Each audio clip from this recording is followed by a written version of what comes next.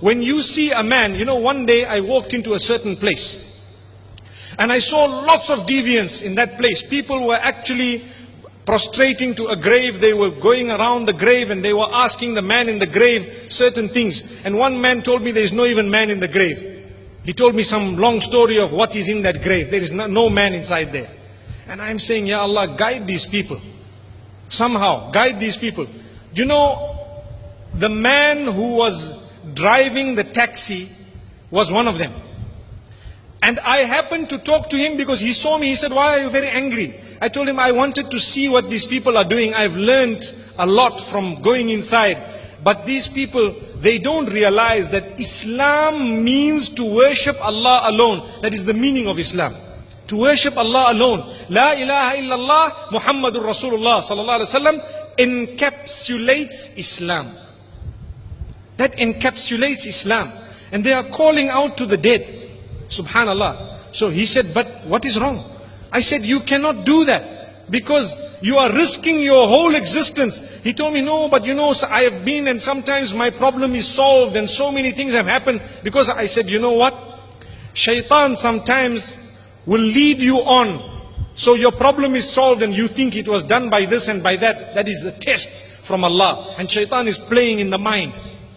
What we definitely need to know, Subhana Rabbi al-A'la. What we definitely need to know, when a person is deviant in that way, and this is what I asked him, do you consider it compulsory to call out on the grave? He said, no, it's just voluntary, not compulsory.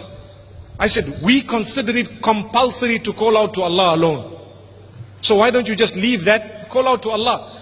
Because common sense, if a person is calling out to a grave, ask him, is it compulsory to call out to this grave? He'll say, no, it is voluntary. It's a good deed. Now that answer is wrong, but at least he is saying voluntary, meaning I do not have to do this. So you tell him that all of us believe that it's compulsory to call out to Allah and you're not allowed to do this. So who is risking what? If you call out to Allah, are you doing something wrong? He will tell you no.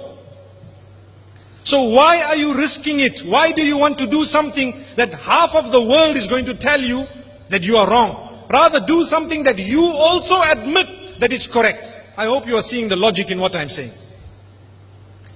This man says, you are right, it makes a lot of sense. Then I took it a step further. I said, now you need to correct your heart to believe that that is wrong. To believe that to call out to that grave is wrong. Now I want to ask you a question, getting back to our topic of peace. The question is, if I was not prepared to talk to him in a respectful way, and if I was just going to tell him, you are like this, you are like that, and I turned the other way and spit in his face, was there going to be any luck? No luck. No chance. Why? Because the hatred. Go back to the verse I read moments ago, where we said, if you were harsh and hard-hearted, they would have dispersed away. But be calm, be cool, be relaxed, be at peace. Yes, you have a flame in you, you want to actually give the message to the others, but do it in a calm way. And you need to know, you might not see results in one day, or in 1 year, or in 10 years. It might come later, but you need to sow the seeds of the goodness. So, there is no point in going out and creating hatred, and starting to swear people. Swearing is not from our deen, no. Calm down, cool it, relax. Maybe you don't understand the system and the way to reach out to the hearts and minds of others by the help of Allah subhanahu wa ta'ala. May Allah bless us. So people are sometimes not at peace because they have not known how to speak to those they disagree with. They have not known. I'm coming from Makkatul Mukarramah, and I share with you a message that we had in Makkah. The conference was regarding certain issues facing the Muslim Ummah. And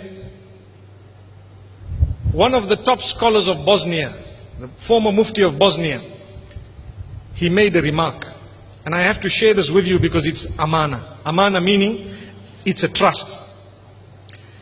He said, several years ago in Bosnia, the enemy was attacking us and a lot of us were wiped out. I'm sure you know the war in Bosnia in the 90s took place. He says, that was bearable. Why was it bearable? Because The enemy was attacking us and the whole ummah was behind us. Listen carefully. The enemy was attacking us and the whole ummah was behind us. So that was bearable. It was tough, but alhamdulillah, we managed by the help of Allah. It was bearable. But today it is unbearable because the ummah itself is killing us. Did you hear the point? There is no more outside enemy and the ummah behind you. There is no one behind you. Why? Because the ummah itself is torn into pieces. Each one is killing the other. How can we think that that is part of Islam? How can we begin to even imagine for a moment that that is part of an Islamic teaching? To be violent. Where is that from? Where did it come from? Allahu Akbar. Just because I have a difference with you, I must be violent? That is not Islam. Go and study Muhammad sallallahu alaihi wasallam's life. See what he has taught. He taught peace. He promoted peace. Today we are citizens of this beautiful country. It is your duty to promote peace. It is your duty to ensure that when people look at the Muslims, they look at the icons of peace, icons of stability, tranquility, harmony, help one another. People will turn to the deen in thousands and thousands. But the minute we become known as people who are violent, people who do not have any patience, people who are arrogant and they swear, what type of peace are we going to have in our own homeland? We will have disaster and chaos. We would have sown the seeds of dissent even within our own children, because we would have taught them, when you disagree with someone, swear him, fight him, and if you can, eradicate him. Where is that? Where is that from? That is from shaitan. The nafs, the soul that we have in us. Sometimes we overreact and we think it is part of the deen when it is not. Wallahi, the disasters that are on the globe, it is our duty to ensure that we speak about it, to educate the young and the old and all the Muslim and non-Muslim, to say, listen, my brothers and sisters, it is important for us to live in harmony and peace. We will spread our deen, we will spread the goodness in a beautiful way. It is their right also to talk about their own faiths. That is why we are all part and parcel of this particular country, for example, where this type of freedom is enjoyed by all. I really plead with you. I really plead with you. And I encourage myself also to utter words that promote peace, to utter words that promote harmony. Even if I disagree with you, my brother, you are my brother.